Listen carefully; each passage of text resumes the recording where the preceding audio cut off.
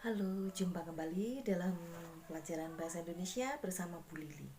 Kita masih akan meneruskan pembahasan tentang gagasan pokok.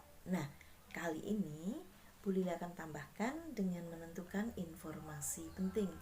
Mari kita cermati, kita ingat-ingat kembali apa itu yang disebut dengan gagasan pokok, ya. Jadi gagasan pokok itu adalah gagasan atau ide yang menjadi dasar dalam pengembangan sebuah paragraf. Gagasan pokok sering juga disebut dengan ide pokok ataupun pokok pikiran. Kemarin sudah kita pelajari, Bu Lili hanya ingin mengingatkan kembali, ya. Nah, gagasan pokok biasanya diwakili oleh kalimat utama yang terletak bisa di awal paragraf, di tengah paragraf, maupun di akhir paragraf. Kemarin itu sudah kita bahas, ya. Nah, pembahasan hari ini kita akan mencari bagaimana kita menentukan gagasan pokok. Yang pertama itu adalah kita cermati, memahami isi bacaan dalam paragraf dengan cara dibaca berulang-ulang.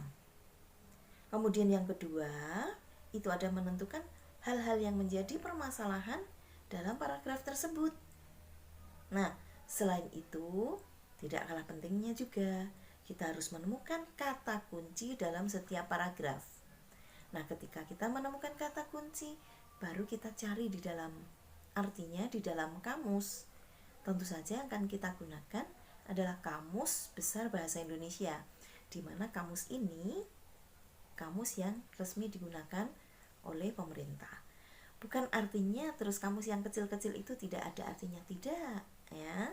Tapi akan lebih akurat jika kita menggunakan Kamus Besar Bahasa Indonesia. Baik. Nah, sesudah kita menemukan kata kunci, barulah kita bisa menemukan pokok cerita dari setiap paragraf tersebut, ya. Nah, kalau kita sudah menemukan pokok cerita, itulah yang disebut dengan gagasan pokok, ya. Nah, tadi sudah Bu Lili sampaikan bahwa ketika kita akan mencari kata kunci, kita harus mengerti arti dari kata kunci tersebut, ya. Sehingga kali ini kita akan mempelajari cara mencari makna dalam buku Kamus Besar Bahasa Indonesia. Langkah yang pertama itu adalah menentukan kata yang akan ditemukan maknanya. Kemudian yang kedua, ini membuka halaman yang memuat kata yang dimaksud.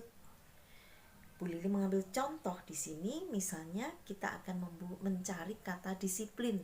Kita urutkan, cari huruf D. Sesudah D kita cari I, begitu, ya. Nah, sesudah itu kita cari kata yang dimaksud dengan teliti. Setelah menemukan kata yang dicari, perhatikan kata tersebut dengan seksama dan selalu diingat-ingat, ya. Karena nanti setiap kata kunci itu mengandung arti yang berbeda dalam kamus. Nah, apa sih gunanya kalau kita menentukan gagasan pokok? Ketika kita sudah menentukan gagasan pokok, kita ingat kembali fungsinya. Gagasan pokok ini memberikan penjelasan dari inti suatu bacaan ataupun inti suatu paragraf. Nah, tujuannya supaya apa? Tujuannya itu untuk mempermudah pembaca mengetahui isi paragraf yang dibaca. Nah, anak, itu tadi video yang bisa Bu Lili sampaikan kepada kalian. Nanti jika belum jelas, bisa kalian ulang-ulang kembali, ya. Kalian ulang-ulang kembali, diingat-ingat dan seterusnya. Jangan lupa nanti sesudah kalian mempelajari video ini, tentu saja kalian bisa berlatih beberapa soal. Nanti Bu Lili share di link mana, di bagaimana pengerjaannya dan seterusnya. Silahkan kalian kerjakan. Oke, itu saja. Sukses buat kalian. Kita akan bertemu kembali dalam video pembelajaran berikutnya. Goodbye.